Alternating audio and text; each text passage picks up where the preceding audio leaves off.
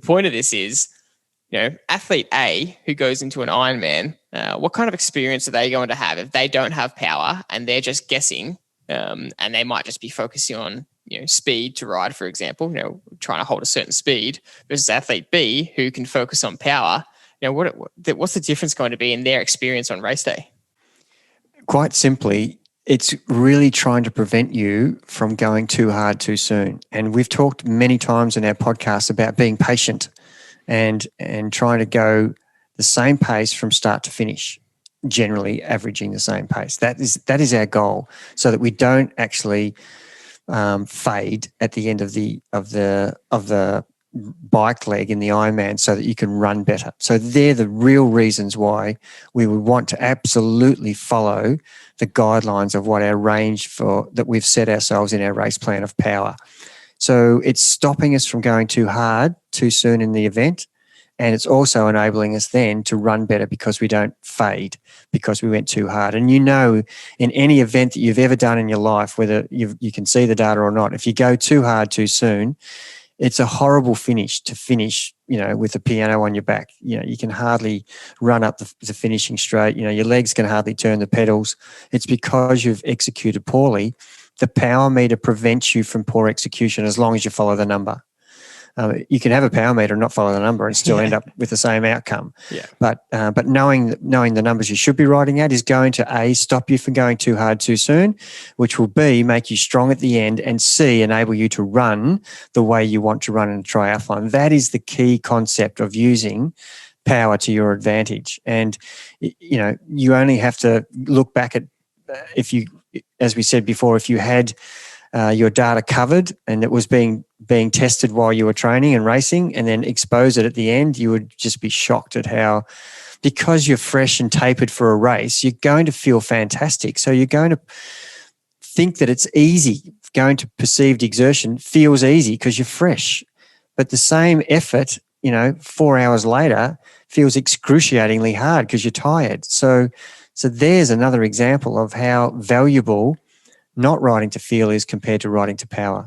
Well, we spoke about that example before of our athlete in the 4-minute efforts, how the fourth one felt exactly the same as the first one in terms of effort, but they were 60 watts lower, and that's in 4-minute efforts or 5-minute efforts. You can imagine how exaggerated that is over a 5-hour event. And if we use that example before of athlete A versus athlete B, and athlete A decides they want to try and ride at 30 kilometers an hour for the race, they don't pay attention to their power. They're just trying to hold a good average speed.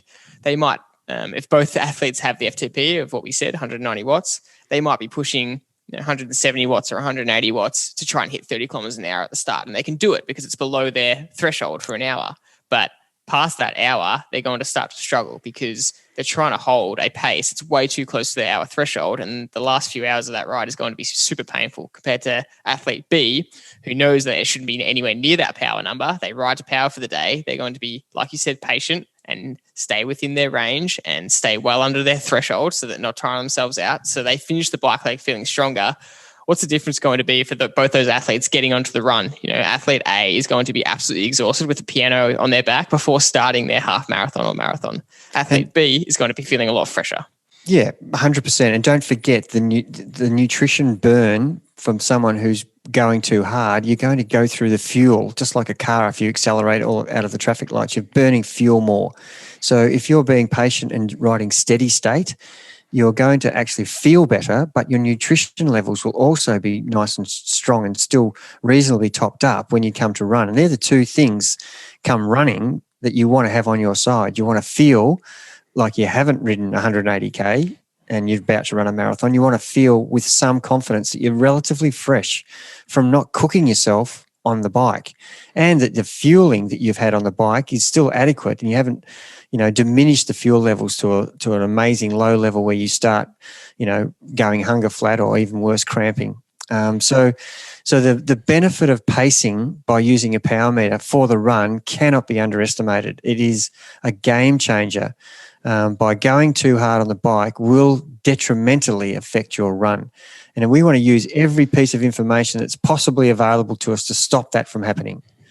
And also using the information in the run from the data to also stop that from happening, which is the next obvious thing to talk about. Yeah, so the data in all three disciplines is super important. We're just really honing in on the power data to give really clear examples, and that shows really obviously why baseline testing is important, why your FTP test is important. This 20-minute bike test, but baseline testing overall, why getting this data and getting these numbers is important. So we said at the start, what are these magical numbers? Well, now you're figuring out, okay, these magical numbers are my threshold numbers. This is what I'm trying to find out.